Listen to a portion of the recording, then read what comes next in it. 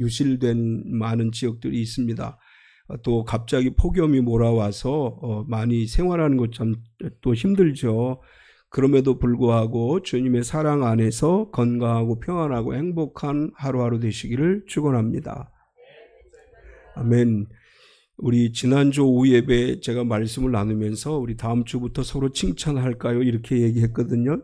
우리 옆 사람을 보고 서로 칭찬해 볼까요? 뭐 아무 말이나 막 하면 안 되고 칭찬하는 말 서로 한번 칭찬해 보세요. 옆 사람을. 혼자 앉은 분은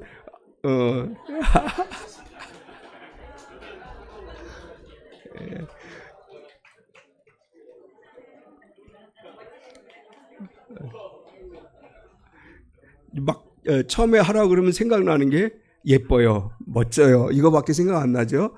다음 주에 또 하겠습니다.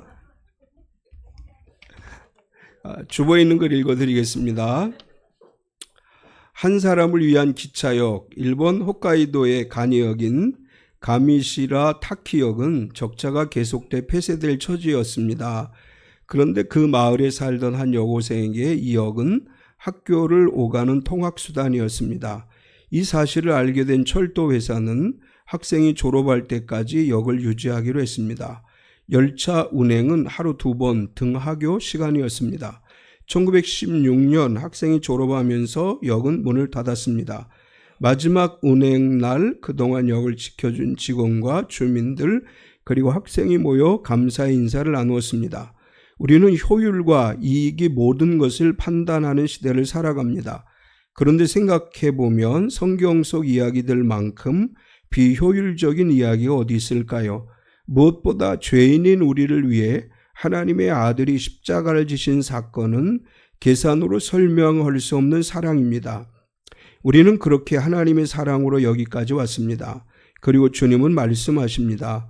너희가 거저받았으니 거저주라. 이번 한 주 우리도 누군가의 인생에 작은 간이역이 되어주면 어떨까요? 계산기를 잠시 내려놓고 한 영혼에게 따뜻한 불을 밝혀주는 삶이 되기를 소망합니다. 우리가 나눔과 실천을 이룰 때 그리스도인으로서의 올바른 삶을 살아갈 수 있습니다.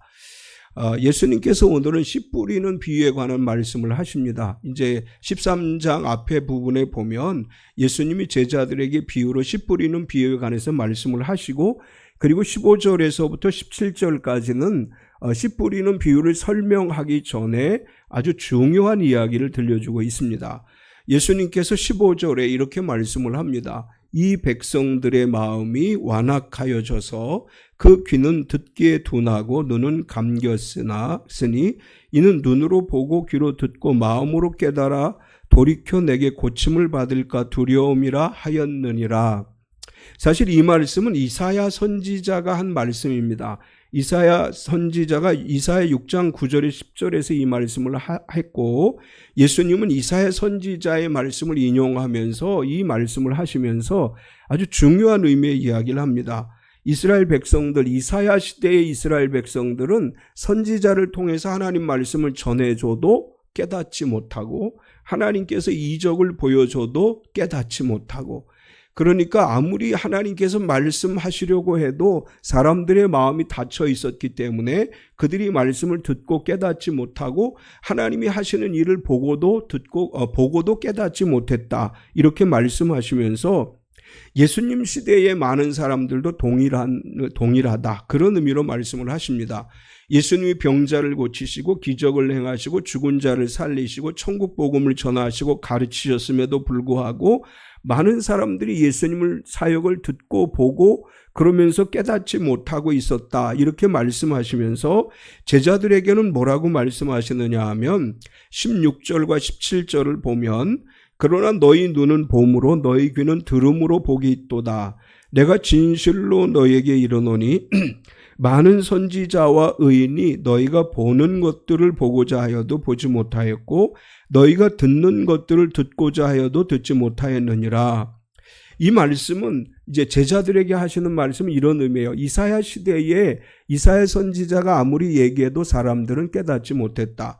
그리고 구약의 역사 속에서 많은 선지자들과 많은 의인들이 메시아의 오심을 보기를 원했고 메시아로부터 말씀을 듣기 원했지만 아무도 메시아를 보지 못했고 메시아에게 말씀을 듣지 못했다. 그러나 16절 17절에서는 너희는 나를 보지 않느냐, 내가 주는 말을 듣고 내가 행하는 일들을 보았다.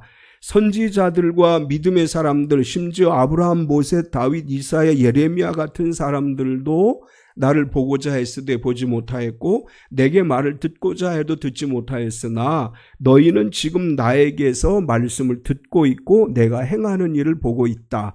그러니 너희는 복 있는 사람이다. 이렇게 말씀을 하십니다. 이것은 2000년이 지난 오늘 시대 우리에게도 그대로 적용되어지는 말씀입니다. 우리가 주일날 모여서 예배를 드릴 때 하나님께서 우리에게 말씀해 주십니다. 또 우리가 가정에서 성경을 읽을 때 성경 안에서 하나님이 우리에게 하나님을 알게 하시고 하나님의 뜻을 발견하게 하십니다. 우리는 어디서든지 성경을 펴서 읽을 수 있고 어디서든지 말씀을 들을 수 있습니다. 이것이 우리에게 큰 복이죠. 얼마나 큰 복입니까? 우리가 이것이 큰 복인 줄 모르고 살아가요. 성경을 읽을 수 있다는 게 복이라고 하는 사실 잊고 살아가요. 지구상에서 오늘도 말씀을 읽고 싶어도 읽지 못하는 사람들, 말씀을 듣고 싶어도 듣지 못하는 사람들이 많이 있습니다. 우리는 이렇게 자유롭게 아무런 제약도 없이 2000년 전에 하신 예수님의 말씀을 듣고 기도하는 가운데 예수 그리스도의 은혜를 누리고 성령의 은사를 통해서 기적을 경험하고 이런 일들을 마음껏 할 수 있음에도 불구하고 우리가 어느 순간부터 열심히 식어서 그 은혜를 잊어버리고 살아가게 되는데 원해도 성경을 읽을 수 없는 사람들, 핍박과 박해로 인해 고통당하는 사람들, 우리는 오늘 그분들을 위해서 기도해야 돼요. 우리가 이렇게 자유롭게 예배할 수 있는 이 자체가 행복이고 축복이고 이런 자유를 누리지 못하는 사람들 마음껏 예배할 수 있고 마음껏 성경을 읽을 수 있는 날이 그들에게도 오게 하옵소서.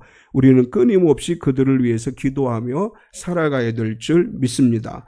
오늘 예수님의 말씀은 씨 뿌리는 비유를 통해서 우리가 하나님의 말씀을 내가 어떻게 받아야 되는지에 관한 이야기를 합니다. 똑같은 씨를 뿌렸는데 어디에 그 씨가 떨어졌느냐에 따라서 결과가 달라진다. 이렇게 말씀을 하지요. 똑같은 씨를 길가에 뿌렸어요. 똑같은 씨를 돌밭에 뿌렸어요.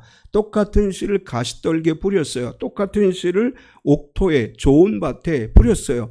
그랬더니 어디에서 이제 좋은 땅에 심기워졌던 씨앗은 똑같은 씨앗에서 열매를 거둔 반면에 길가에 떨어진 씨들은 이제 그 길가가 딱딱하기 때문에 뿌리를 내리지 못해서 결국은 새가 와서 먹어버렸다. 이것은 우리가 마귀가 그 마음에서 말씀의 씨앗을 빼앗았다고 비유하고 또한 이제 돌밭에 떨어진 씨앗은 잘 자라요. 그러나 뿌리가 없기 때문에 결국 말라버린다. 예수님은 그걸 뭐라고 이야기하셨느냐 하면 잠시 믿음 안에서 기뻐하다가 환난이 오매 그 믿음이 잃어버려졌다. 이렇게 말씀을 하고 또 가시떨기에 떨어진 씨앗은 잘 자라요. 처음엔 잘 자랍니다. 그러나 염려와 재물의 유혹에 의해서 말씀이 막혀버렸다. 이렇게 말씀을 하고 좋은 땅에 떨어진 씨앗은 열매를 거두게 된다. 이것은 우리가 어떤 마음을 가지고 말씀을 받느냐, 그것이 중요하다. 예수님이 그것을 우리에게 말씀을 합니다. 저와 여러분의 마음이 길가의 마음도 아니고 돌밭의 마음도 아니고 가시떨기의 마음도 아니고 좋은 땅, 우리가 이야기하는 옥토의 마음이 돼서 하나님의 말씀이 우리 안에 자라서 열매를 맺는 믿음이 되어야 될 줄 믿습니다. 듣는 것으로 모든 것이 완성되는 것은 아니에요. 우리가 신앙생활을 할 때 항상 깨달아야 될 것은 말씀을 듣고 깨닫고 은혜를 받은 것으로 하나님의 은혜와 복이 임하는 것이 아니고 이것이 내 삶에 적용되어져야 돼요. 말씀을 듣고 깨닫고 그 말씀이 나의 삶에 적용되어질 때 그래서 드디어 열매를 맺게 되는 것이고 오늘 이제 그런 말씀을 중심으로 해서 열매 맺는 삶을 위하여라고 하는 제목으로 말씀을 나누려고 합니다. 우리가 열매 맺는 삶을 위해서 어떻게 살아야 되느냐? 예수님은 첫 번째로 준비된 마음, 열린 마음으로 살아야 한다. 이렇게 말씀을 합니다. 농부가 아무리 좋은 씨앗을 준비했다 할지라도, 그리고 그것을 밭에 뿌렸다 할지라도 그 밭이 준비되어져 있지 않으면 열매를 맺지 못해요. 농부가 씨를 뿌리기 위해서는 먼저 어떤 작업을 해야 돼요? 밭을 갈아엎어야 돼요. 잘 갈아엎고, 그리고 고랑을 만들고, 씨가 뿌려지면 자라서 열매를 맺을 수 있는 환경이 조성되어지도록 만든 다음에 씨앗을 뿌려요. 우리의 마음도 마찬가지예요. 우리의 마음판을 잘 다듬어야 돼요. 가꾸어야 돼요. 그리고 갈아엎어야 돼요. 호세아 10장 12절을 보면 너희가 자기를 위하여 공의를 심고 인애를 거두라. 너희 묵은 땅을 기경하라. 지금이 곧 여호와를 찾을 때니 마침내 여호와께서 오사 공의를 비처럼 너희에게 내리시리라. 이렇게 말씀을 했습니다. 기경한다는 것은 갈아엎다라고 하는 뜻이죠. 우리의 마음밭을, 우리의 마음의 묵은 땅을 갈아엎어야 돼요. 그래야 거기에 씨앗을 심어도 열매가 자랄 수 있습니다. 우리 마음, 굳은 마음, 단단해졌던 마음들을 갈아엎어서 거기에 말씀의 씨앗이 떨어져야 되는데, 이제 예수님께서는 이렇게 말씀을 하셔요. 굳은 마음은 깨닫지 못합니다. 4절을 보면 뿌릴새 더러는 길가에 떨어짐에 새들이 와서 먹어버렸고, 19절에 아무나 천국 말씀을 듣고 깨닫지 못할 때는 악한 자가 와서 그 마음에 뿌려진 것을 빼앗나니 이는 곧 길가에 뿌려진 자요. 길가는 어떤 것이에요? 사람들이 계속해서 다니기 때문에 점점 굳어진 땅을 이야기하는 것입니다. 굳어진 땅에는 씨가 떨어져도 땅 속에 들어가지 못하기 때문에 싹이 나지 않고 뿌리를 내릴 수가 없습니다. 길가에 뿌려진 씨들은 결국 지나가던 새들이 와서 그것을 먹어버리는데, 우리의 마음 상태가 길가와 같아지면, 여기서 길가와 같아진다고 하는 것은 이렇게 우리가 해석할 수 있습니다. 마음의 상처가 심하고 마음의 고집이 세고 교만과 아집으로 내 마음이 단단해진다, 이렇게 말할 수 있습니다. 우리가 살다가 보면 상처를 받으면 나도 모르게 마음이 굳어지는 걸 느끼게 되죠. 또 고집이 세게 되면, 내 마음의 고집이 너무 강하면 우리 마음이 굳어진 마음이 돼요. 또 교만과 아집이 내 안에 있으면 우리 마음이 굳어진 마음이 돼서 말씀을 받아도 깨닫지 못해요. 여기 말씀을 깨닫다라고 하는 말은 헬라어로 쉬니에미라고 하는 단어를 쓰는데, 단순히 듣는 것이 아니라 조각조각을 모아서 전체의 의미를 이해하다, 그런 뜻이에요. 그러니까 여러 가지 이야기들 속에서 그 의미가 무엇인지를 분별하는 것, 이것이 깨닫다라고 하는 것이고, 다르게 표현하면 말씀을 듣고 그 의미를 내 삶에 연결시키는 것이라고 말할 수 있습니다. 길가 밭과 같은 마음은 말씀을 들어도 그냥 속 위에 경읽기가 돼요. 말씀을 듣기는 하지만 전혀 마음에 깨달음이 없어요. 내 마음에 완악함이 있고, 내 마음에 상처가 있고, 내 마음에 고집이 있고 교만이 있을 때 아무리 말씀을 들어도 그 말씀이 나에게 깨달아지지 않아요. 아마도 이런 마음을 가지고 있다면 말씀을 들을 때 이렇게는 할 수 있어요. 그래, 좋은 말이야. 그래, 그게 좋은 말이지. 그렇게 살아야지. 이렇게까지 반응할 수는 있어요. 그러나 진정으로 내 마음속에 그것이 하나님의 말씀으로 받아들여지지 않는다고 하는 것입니다. 겉으로는 하나님을 예배하는 것 같지만 닫혀있는 마음은 아무리 씨앗을 뿌려도 그 씨앗이 자랄 수 없고 열매를 맺을 수 없다라고 하는 것입니다. 마음이 굳은 사람은 깨닫지 못한다, 이렇게 말씀하신 예수님께서 깨닫지 못하면 빼앗긴다, 이렇게 말씀을 하십니다. 19절을 다시 보면 아무나 천국 말씀을 듣고 깨닫지 못할 때에는 악한 자가 와서 그 마음에 뿌려진 것을 빼앗나니 이는 곧 길가에 뿌려진 자요. 길가에 뿌려진 씨는 새들이 와서 쪼아 먹듯이 사탄은 우리가 마음이 굳어져 있을 때 우리를 그냥 두지 않고 우리 마음에 뿌려진 씨앗마저도 빼앗아 간다는 것입니다. 내 마음에 하나님의 말씀이 뿌리를 내리지 못하도록 내 마음에 있는 모든 것들을 빼앗아 가고 그 빈자리를 사탄이 채우려고 한다, 이런 말씀입니다.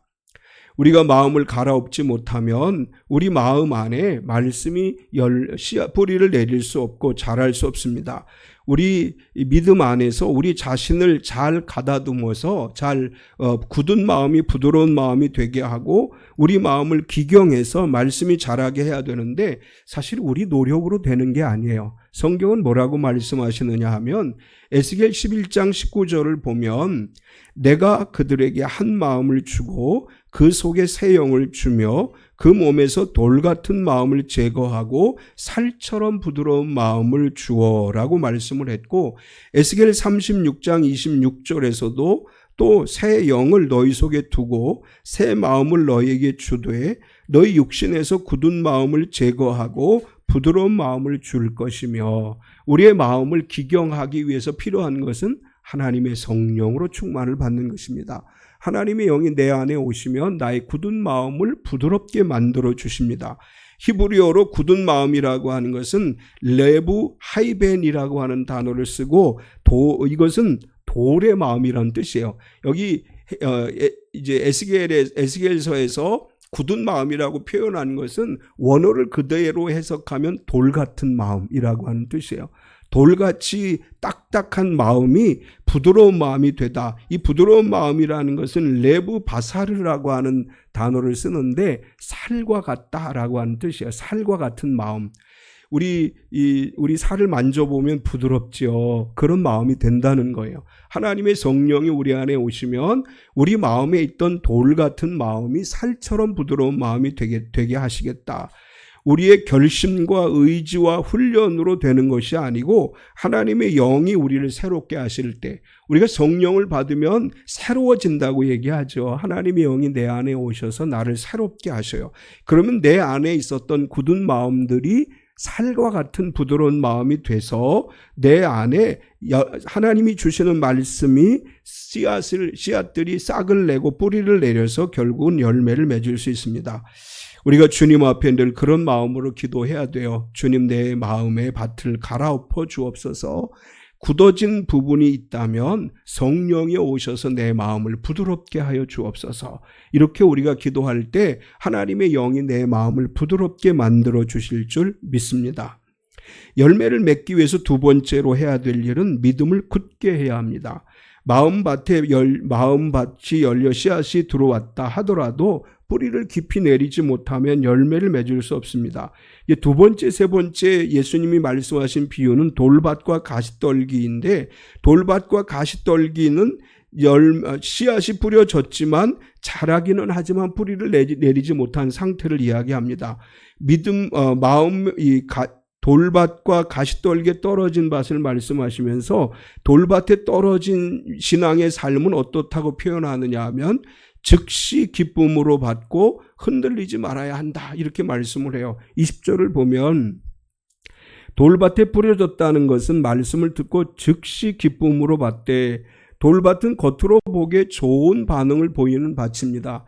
이제 유대 땅은 메마른 땅이죠. 비가 잘 오지 않는 땅이에요. 그래서 돌을 밭에 일부러 두기도 해요. 왜냐하면 돌이 더위와 밤에 이제 추운 날씨와 부딪히면 돌 밑에 습기가 생기기 때문에요.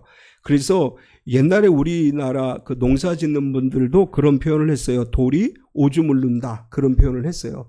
돌이 무조건 나쁜 건 아니다. 이런 의미로 가물었을 때 물이 제대로 공급되지 않을 때 돌이 습기를 제공해 주기 때문에 그런 표현을 했는데 이제 돌밭에 씨앗이 뿌려지면 처음에 잘 자라요. 습기가 있기 때문에 금방 싹을 내요.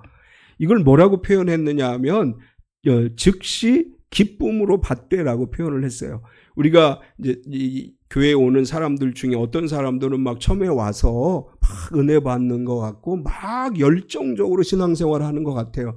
그러면 마음속으로 돌밭이 되면 안 되는데 그런 생각을 하게 돼요.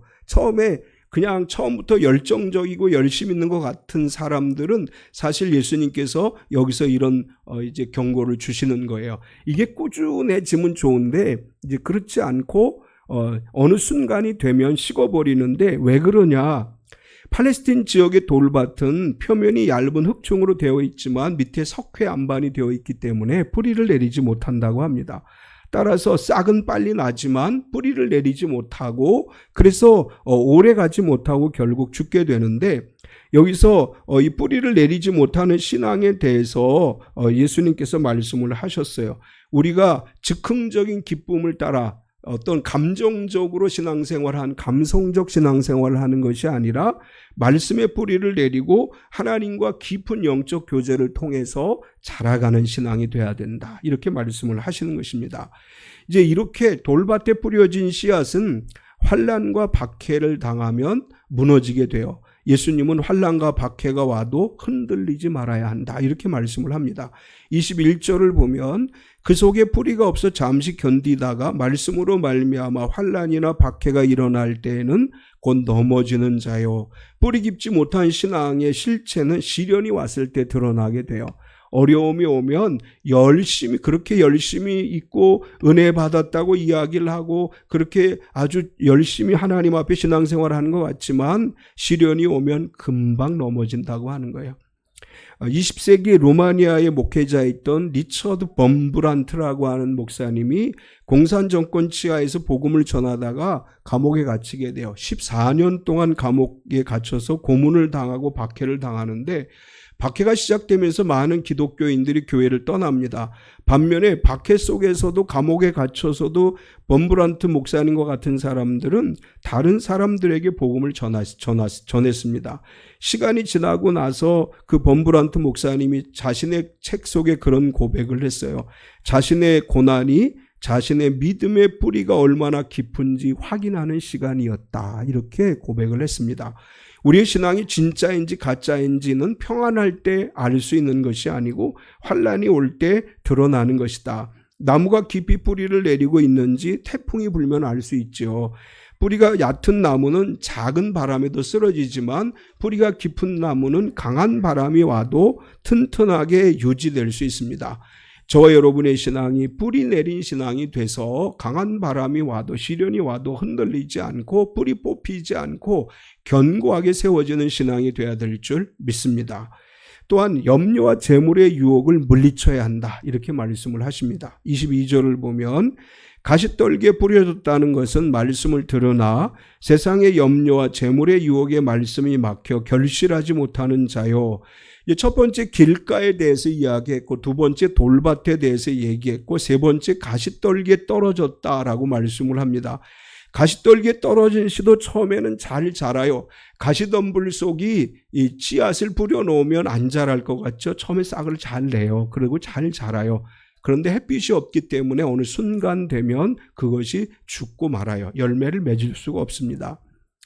이제 이 가시떨기에 떨어진 씨앗을 이 열매를 맺지 못하게 하는 것에 대해서는 이렇게 이야기를 하죠. 세상의 염려와 재물의 유혹의 말씀이 막혀라고 말씀을 했어요.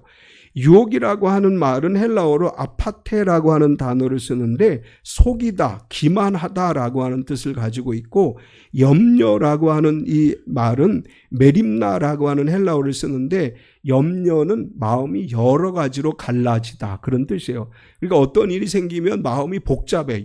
여러 가지 생각이 마음속에 들어와요. 이게 염려예요. 이제 예수님께서 말씀하시기를 처음에는 씨를 뿌렸더니 가시덤불 안에서 잘 자라요. 그런데 이제 세상이라고 하는 염려, 그리고 유혹이 재물의 유혹, 염려와 재물의 유혹이라고 하는 것이 가로막고 있어서 결국은 결실하지 못한다. 이 농사를 지어보면 가시덤불 같은 데 씨를 뿌려 놓으면 가시덤불이 가로막고 있기 때문에 자라기는 하되 연약해져요. 그리고 열매를 맺지 못해요. 이제 예수님 같은 이치로 말씀을 해요. 우리 머리 위에 세상의 염려가 가로막고 있으면 열매를 맺을 수 없다는 거예요. 또 재물의 유혹이 우리 머리 위를 가리고 있으면 거기에는 열매가 맺히지 않는다는 것입니다. 우리는 싹도 내야 되고 뿌리도 내려야 돼요. 그리고 자라야 되고, 그리고 그 모든 가로막고 있는 것들을 떨쳐버려야 돼요. 세상의 염려와 재물의 유혹이 우리 마음을 덮고 있으면 우리는 열매를 맺지 못합니다. 말씀 안에서 세상의 염려를 떨쳐버리시기 바랍니다. 마음이 갈라지지 않게 하세요. 여러 갈래로 갈라지면 그것이 나에게 열매 맺는 것을 방해해요. 그리고 물질의 유혹이 내 마음을 가로막지 못하도록 우리가 신앙생활하면서 때로는 그렇게 할 때가 있죠. 주님, 조금만 더 벌고 열심히 일하겠습니다. 지금 너무 바쁘니까 나중에 기도하겠습니다. 이런 마음이 들 때가 있어요. 오늘 너무나 바빴어요. 성경 내일 읽을게요. 이런 마음들이 우리 안에 들어올 때 이것을 물리칠 수 있어야 돼요. 18세기 영국의 부흥운동가이자 감리교의 창시자인 존 웨슬레는 평소 검소한 생활을 살면서 벌어들인 대부분의 수입을 가난한 사람들과 사역자들을 위해 나누는 데 사용했습니다. 그는 재물이 목적이 아니라 재물은 삶의 사역의 도구가 되어야 된다, 이렇게 강조하신 분이고, 재물 자체가 죄가 아니지만 재물에 대한 염려와 집착이 우리 마음을 사로잡게 될 때 그것은 내 인생의 가시떨기가 돼서 열매를 맺지 못하게 한다. 이제 이렇게 말씀한 것을 알 수 있습니다. 세 번째, 우리가 열매 맺는 삶을 위해서는 말씀대로 살아야 됩니다. 마침내 씨앗이 좋은 땅에 떨어졌습니다. 좋은 땅은 원래부터 태생이 좋은 땅이 아니고 앞에서 이야기했던 길가와 같은 땅은 기경하는 거예요. 갈아엎어야 돼요. 돌밭은 돌을 제거해야 돼요. 가시떨기는 가시덤불을 뽑아버려야 돼요. 이렇게 할 때 옥토가 되는 것이고, 우린 이것을 뭐라고 표현할 수 있느냐 하면 성령이 나를 만져주심이라고 표현할 수 있습니다. 성령이 나를 만져주시면 내 안에 길가 같은 밭이 기경되어질 것이고, 또한 성령 안에서 말씀을 의지하게 될 때 돌멩이들이 제거되어지고, 성령 안에서 말씀을 의지할 때 가시덤불이 뽑혀지고 내 마음의 옥토가 되는데, 우리가 옥토가 되기 위해서 어떤 신앙의 자세를 가져야 되느냐 하면 말씀을 듣고 깨달아야 한다, 이렇게 말씀을 해요. 23절을 보면 좋은 땅에 뿌려졌다는 것은 말씀을 듣고 깨닫는 자니 결실하여 어떤 것은 100배, 어떤 것은 60배, 어떤 것은 30배가 되느니라 하시더라. 여기서도 깨닫다라는 단어를 사용했습니다.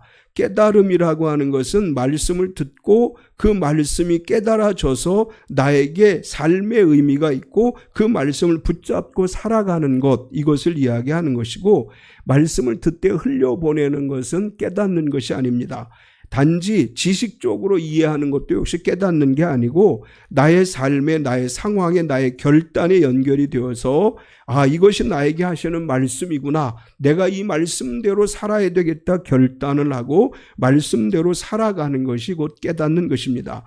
말씀을 깨달을 때 나의 마음이 기경되는 거예요. 갈아엎어지는 거예요. 그리고 깨달았으면 순종해야 됩니다. 마태복음 7장 24절을 보면 그러므로 누구든지 나의 이 말을 듣고 행하는 자는 그 집을 반석 위에 지은 지혜로운 사람 같으리니, 우리의 신앙이 말씀을 깨닫는 데까지 이르고 거기서 멈추어 서면 더 이상 진전이 없어요. 듣고 깨닫고 행해야 돼요. 행하는 것을 우리는 뭐라고 얘기해요? 순종이라고 말합니다. 듣고 행하지 않는 자는 믿음이 없는 자예요. 성경은 그렇게 말씀을 했어요. 우리가 듣고 행하는 자가 돼서 반석 위에 집을 짓는 믿음의 사람이 돼야 된다. 깨달음은 반드시 순종으로 이어져야 된다.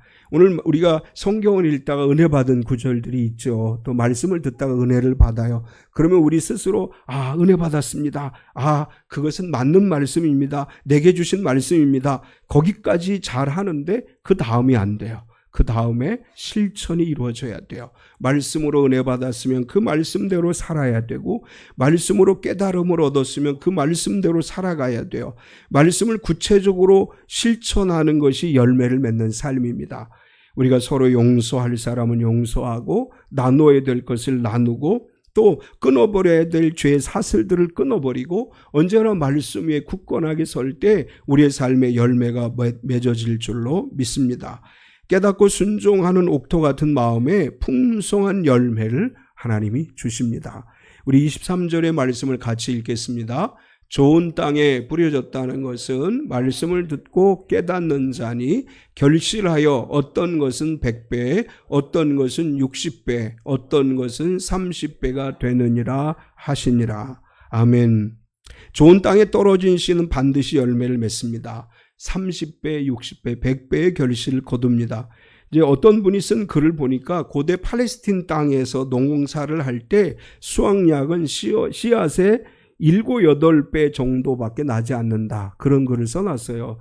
전 농사를 지어도 7, 8배밖에 안 나오는 그런 결실을 본 적은 없는데, 그런데 그렇게 이 메마른 땅이기 때문에 많이 결실하지 못한다. 이런 의미로 써놓은 것 같아요. 그런데 예수님 말씀을 하셔요. 팔레스틴의 일반적 수확량과 다르게 100배, 60배, 30배를 거두게 되리라. 이렇게 말씀합니다. 우리의 마음밭을 준비하고 믿음의 뿌리를 깊이 내리고 세상의 염려와 유혹을 이겨내고 말씀을 듣고 순종함으로 인해서 풍성한 열매를 거두어가는 저와 여러분 삶이 되시기 바랍니다. 오늘 우리가 보고 듣는 특권을 받은 사람들이에요. 그럼에도 불구하고 하나님의 말씀을 떠나 사는 것이 아니고 뿌리를 내리지 않는 열매 없는 삶을 살아가는 것이 아니고 열매 맺는 삶을 완성해가는 삶이 되어야 될 줄 믿습니다. 말씀을 정리하면 열매 맺는 사람은 굳은 마음을 부드러운 마음으로 바꾸어 달라고 기도하며 준비된 마음으로 말씀 앞에 서야 되고, 또한 우리가 이 즉흥적인 기쁨에 머무르지 말고 말씀 안에 깊이 뿌리를 내려서 환난과 재물의 유혹 앞에서도 흔들리지 않는 믿음을 지켜나가야 되고, 그리고 세 번째는 말씀을 듣고 깨닫는 대로 순종하며 살아가는 삶이 되어야 될 줄 믿습니다. 하나님의 영의 충만함을 받아서 저와 여러분이 30배, 60배, 100배의 결실을 거두는 복된 삶이 되시기를 축원합니다. 참 좋으신 하나님 감사합니다. 우리가 언제나 말씀을 듣는 자가 아니라 말씀을 듣고 깨닫는 자가 되고 말씀을 실천하는 자가 돼서 30배, 60배, 100배의 결실을 거두게 하여 주시옵소서. 우리의 염려를 주님 앞에 내려놓습니다. 재물의 유혹을 주님 앞에 내려놓습니다. 환난과 시련 앞에도 흔들림 없는 믿음으로 주님 앞에 서게 하여 주시고, 언제나 우리의 마음의 밭을 잘 갈아엎어서 하나님의 영으로 내 말씀 마음의 밭을 갈아엎고 말씀으로 내 마음의 밭을 잘 일구어서 말씀의 씨앗이 자라게 하시고 뿌리를 내리게 하시고 결실을 거두게 하여 주시옵소서. 사랑하는 주님, 오늘 이 시대에 우리가 살아가는 이 지구촌에 지금 하나님의 말씀을 마음대로 읽을 수 없는 핍박받고 환난받는 지역을 위해 기도합니다. 그곳에 자유가 주어지게 하셔서 마음껏 예배하게 하시고 마음껏 성경을 읽고 찬양할 수 있는 길이 열려지게 하여 주시옵소서. 우리가 이렇게 평안하게 신앙생활을 하는 것 다 복인 줄로 믿습니다. 우리가 이 복받음에 안주하지 말고 더 크신 하나님의 은혜를 기대하고 또 이 복을 세상을 향해 나누고 살아가는 우리의 삶이 되게 하여 주시옵소서. 예수님의 이름으로 기도드리옵나이다. 아멘. 우리 다 일어서서 시편 20편 5절 두 번 부르시겠습니다.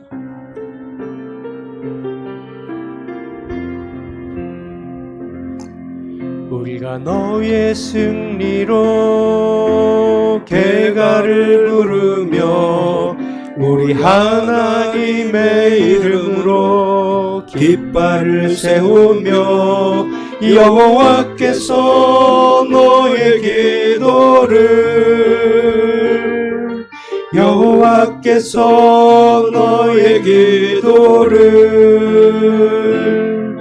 여호와께서 내가 하는 모든 간구를 이루어 주시기를 원하노라.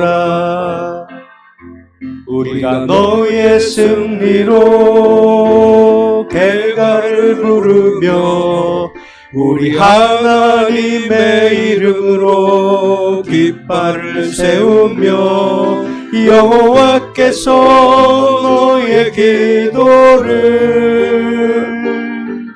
여호와께서 너의